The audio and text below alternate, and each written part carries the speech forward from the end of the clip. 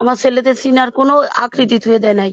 মানে আমি মাথায় আমি হাত বুলাইছি, মানে দোয়া করতে গেছিলাম যে আমার মনিকে দোয়া করে দেই। কিন্তু রক্তে আর দোয়া মানে অনেক জমাট হয়ে গেছে, মানে ওই রক্তে মাথা পুরো রক্ত, মুখ এখানে তো আঘাত, মানে নির্মম আঘাত, মানে চোখ উঠে উঠে গেছে, এটা মুখ ফুলে এরকম রয়ে গেছে, মানে আর কোনো দেখার মনে কোনো আকৃতি হয় নাই। আমি প্রধানমন্ত্রীর কাছে এই আবেদন, আমার মনিরে যারা আত্মহত্যা করছে আমি সবার ফাঁসি চাই, এই আমার কাছে। আমি একজন মা, আমার দুইটা বাচ্চা হত্যা করছে, আমি হত্যার বদলে হত্যা চাই। আমি বলতে চাই যারা আমার বাচ্চারে হত্যা করেছে আমি তাদের হত্যার বদলে হত্যা চাই, আমি তাদের ফাঁসি চাই। আমি যারা যারা আমার বাচ্চারে পিটাইছে আমি শুনতে পারছি 11 জন ধরা পড়ছে, 9 জন। আমি তাদের সব ওই 9 জনের ফাঁসি চাই, আমি আর কিছু চাইনি। আমি প্রধানমন্ত্রীর কাছে আমি শুষ্ক বিচার চাই। আমার 2 বাচ্চারে ভাই আত্মহত্যা করছে, যারা যারা হত্যা করছে তাদের আমি ফাঁসি চাই। যারা যারা আমার মাথার কাছে। শরীরে কিরকম দাগ দেখতে পেয়েছেন? মানে মারা তো গেছে পিটার ইয়েতে, কিন্তু কিরকম দাগ? আমার মনিকের শরীরে অনেক আঘাত করছে, চোখ উঠে গেছে। আমার মনিকের এই অনেক রক্ত ঝরেছে। আমার মনিকের মনে দেখার, আমার মনিকের কোনো শিখার কোনো আকৃতি মানে রাখে নাই যে আমি বলবো যে আমার এই বাচ্চা এটা, এই বাচ্চাটা এইটা। আমার 2টা বাচ্চাই একেবারে ক্ষত বিখ্যাত করে ফেলাইছে। আমার মেজো ছেলে আশাদুল, আমার মেজো ছেলে আশাদুল সোনার টুকরো, ওর পুরো শরীর পুরো মুখ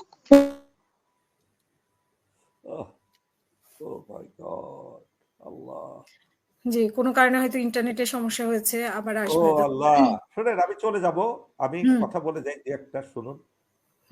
এই জাতিটাকে খুব পরিকল্পিতভাবে এই জাতিটাকে ধ্বংস করা হচ্ছে, এই জাতিটাকে পরনির্ভরশীল করার জন্য, যাতে এমন ভাবে এই জাতিটাকে তৈরি করা হচ্ছে যাতে এই যে গোবিন্দচন্দ্র প্রামাণিক ভাই যেটা বলেছেন, এটা ভারতের অখণ্ড ভারতের অংশ, সেই অখণ্ড ভারতের অংশ হয়ে যাতে আমরা বেঁচে থাকতে পারি, আমরা যাতে স্বইচ্ছায় যোগদান করি যে আমাদের আর কোনো উপায় নাই ভাই, আমাদেরকে কেমন খেতে দেন, ভিক্ষাই নামা কুত্তা সামলা, ভিক্ষাই নামা কুত্তা সামলা প্লিজ।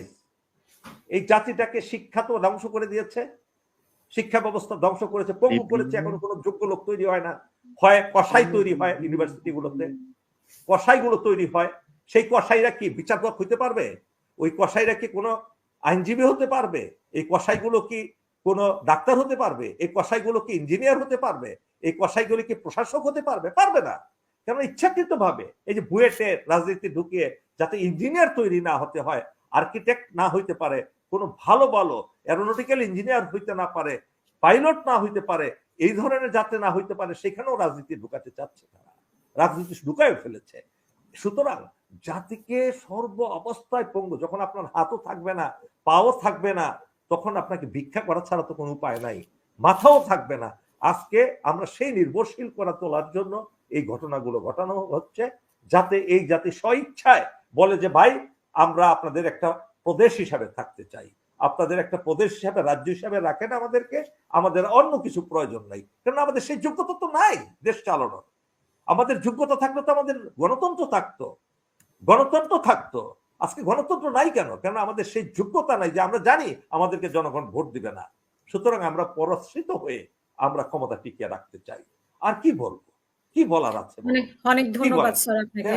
তো এই বলে শেষ করে দর্শক শ্রোতাবৃন্দ, আপনারা আমার কথা রাগ করবেন না, আমার রক্তের প্রতিটা কণায় কণায় দেশপ্রেম, এই দেশের জন্য অনেক কিছু করেছি, অনেক কিছু করেছি এবং করে যাচ্ছি। আমি কোনো অন্যায় করি না, মিথ্যা কথা বলি না, কারো পিছনে লাগি না। আমি দেশকে ভালোবাসি, নির্মোহভাবে ভালোবাসি। হিন্দু, বৌদ্ধ, খ্রিস্টান সবাই আমার ভাই, তারা সবাই আল্লাহর সৃষ্টি, তাদের প্রতি কোনো ঘৃণা নাই আমার। কিন্তু ঘৃণা হয় সে সমস্ত কাপুরুষ নপুংসক যারা মানুষকে হত্যা করতে বিন্দু মাত্র তাদের হৃদয় কাঁপে না, তাদের ভিতর থেকে হৃদয় আল্লাহ উঠিয়ে নিয়েছে। গোবিন্দচন্দ্র ভাই, আপনি মাইন্ড করবেন না, আপনাকেও আমি আমার অনুষ্ঠানে নিয়ে আসবো, আমার হক কথা চ্যানেলে। আপনাকে আমি না স্যার, ভালোবাসি। আপনি যেটা কথা বলছেন, আপনি এবং আমাদের ব্যারিস্টার আবু বকর স্যার যেটা বলছেন, সত্যিকার আপনার অ্যানালাইসিস সঠিক। সততার জন্য, আপনার সততার জন্য আপনাকে ভালোবাসি আমি। সততার জন্য আপনার বক্তব্যের মধ্যে আমার দ্বিমত করার কিছুই নাই, এবং আপনারা দুজনকে এমনিতেই অনভিজ্ঞ মানুষ, পণ্ডিত মানুষ, আপনাদের অ্যানালাইসিসে আমি একবার কথা বলেছেন আমার চ্যানেলে, আবার আপনাকে নিয়ে আসবো। আমরা ঐক্যবদ্ধ থাকবো। আমাদের দেশে সবার দেশ, হিন্দু, বৌদ্ধ, খ্রিস্টান, মুসলমান সবাই আমরা আগেও ছিলাম, ভালোভাবে ছিলাম। আমরা সেভাবে থাকতে চাই। আমরা যাতে হিংসার ঊর্ধ্বে উঠি, আমরা লোভের ঊর্ধ্বে উঠে পরস্পর। এই মহিলাটাকে আমরা অনুরোধ করব, এই মহিলার পরিবারকে আপনারা সবাই সম্মিলিতভাবে সাহায্য করুন।